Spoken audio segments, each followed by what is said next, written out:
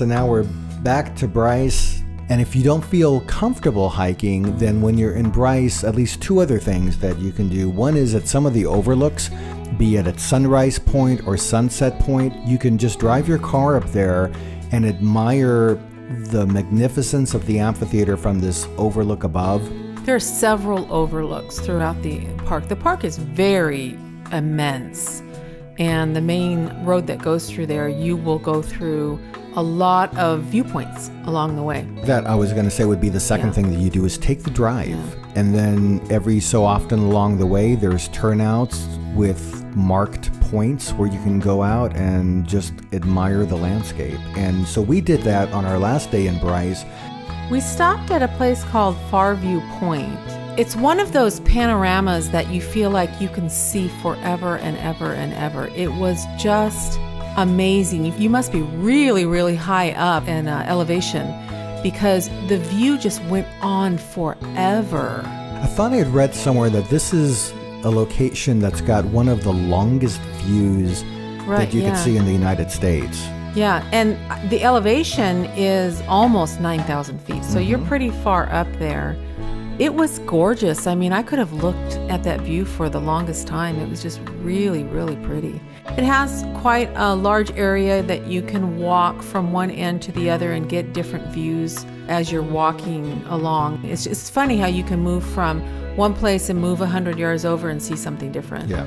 We took a little bit of time at Farview Point, then got back into the car and drove a little bit and then came to another turnout where there's a feature called the Natural Bridge. So this is another one that you drive a bit, you can get out of your car, admire this. So this is, just as the name indicates, a natural stone bridge. There's, signage that gives you an explanation about it. There's also some hikes available by it, so if you have time, you could choose to do that. Or you could do what we did, just get out of the car, admire the natural bridge, take some photos, and then get in your car. And we went to one more turnout. Breathtaking view called Inspiration Point. Yes. It is well worth the stop, I think. And once you get there and you stop the car, you do have to make a bit of a commitment to walk up a hill. This was the only, at the moment, felt like a drawback because I think we had done quite a bit of hiking, and to think about going up this hill, and it wasn't a small hill. This would be our last event of the day, and we had done already hours of hiking earlier, so I remember getting there.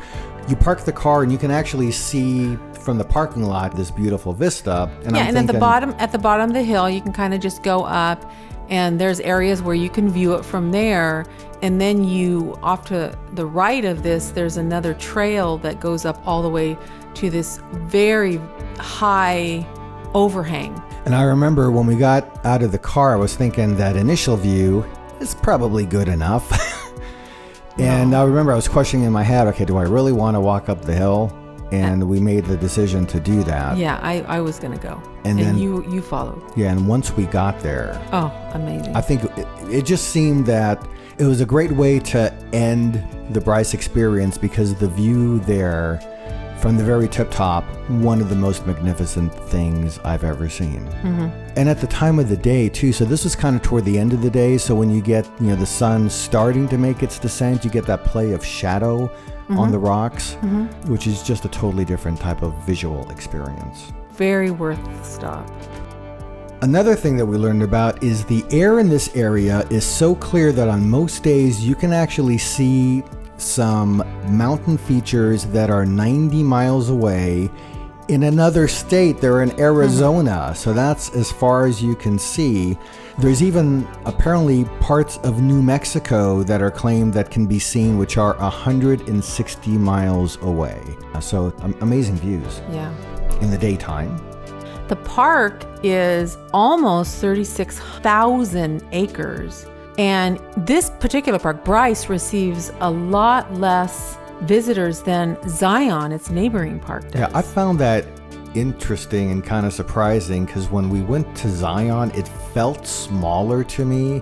And I think that's just because the main road that goes through it didn't feel as long as the one in Bryce. So I would have expected Bryce to hold more people and attract more people, and actually is the opposite. So yeah, well, and Zion has completely different geological features. Yep. So you're looking at two national parks next to each other that are totally different. But they're within like an hour or so apart. Yep. I mean, they're fairly close. So Yep. if you plan to go to Zion, Bryce is close enough where if you can schedule a few more days to hit Bryce, well worth it.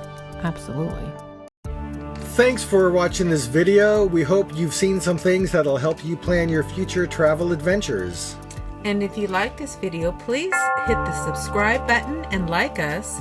And if you have any comments, we'd love to hear from you.